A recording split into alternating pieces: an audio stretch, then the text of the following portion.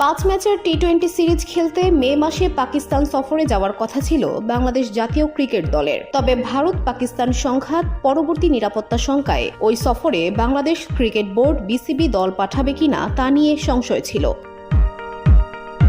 এজন্য সিদ্ধান্ত নেওয়ার ভার বোর্ডের পক্ষ থেকে সরকারের দিকে ঠেলে দেওয়া হয়। সরকারের পক্ষ থেকে তারা সবুজ সংকেত পেয়েছেন। আজ বৃহস্পতিবার বিসিবি জানিয়েছে, পাকিস্তান সফরে যেতে সরকারের পক্ষ থেকে কোনো বাধা নেই। বসুন্ধরা, উত্তরা, বনশ্রী, কুড়িল ও বাড্ডা সহ রাজধানীর বিভিন্ন স্থানে অভিজাত ও অত্যাধুনিক মানের ফ্ল্যাট কেনার এক নির্ভরযোগ্য প্রতিষ্ঠান প্লেজেন্ট প্রপার্টিজ লিমিটেড। তাই আপনার স্বপ্নের আবাসনের জন্য আজই যোগাযোগ করুন। Pleasant properties limited, where destiny matches eventually.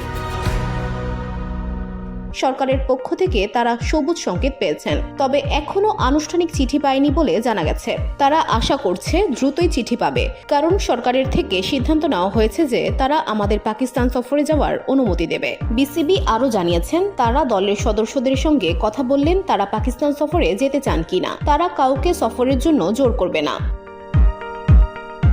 VOD Bangla news desk.